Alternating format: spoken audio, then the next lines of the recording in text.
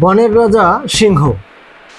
তো রাজামশাই বৃদ্ধ হয়ে গেছে, অনেক বৃদ্ধ হয়ে গেছে সিংহ সাহেব।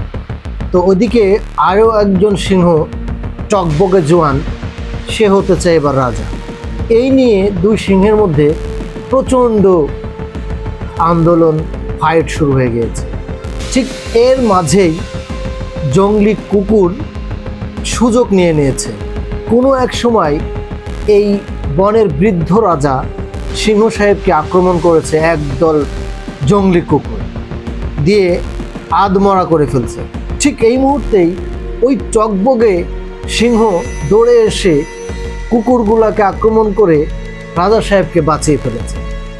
আর এই ঘটনাটি দেখছিলেন আমাদের মামা, শিয়াল মামা। শিয়াল পণ্ডিত দেখে সেই টকবগে জোয়ান সিংহকে জিজ্ঞেস করলো, আচ্ছা সিংহমশাই, তুমি তো বনের রাজা হতে চাও, তাহলে এই আগের পুরনো রাজাটাকে কুকুররা ধরে যখন মেরে ফেলতে চাচ্ছিল, তাহলে তো মারা গেলে তোমারই ভালো হতো, তুমি আবার বাঁচালে কেন? তখন সিংহ বলতেছে যে, শিয়াল, এই কারণে বাঁচাইলাম, কারণ এটা আমার অস্তিত্বের প্রশ্ন, এটা আমার জাতের প্রশ্ন।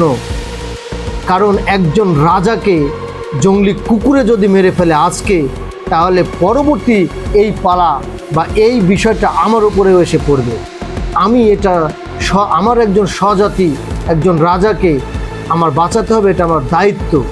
রাজা রাজা লড়াই করবে ঠিক আছে, এর মাঝে কুকুরের কোনো ঠাঁই হবে না।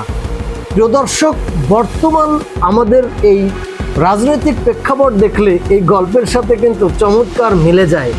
কিন্তু দুঃখজনক হলো সত্য যে এই রাজার জাতে, অর্থাৎ মন্ত্রী প্রেসিডেন্টের যে জাতগুলো আছে, তারা এই ভুল থেকে কিন্তু শিক্ষা নিচ্ছে না।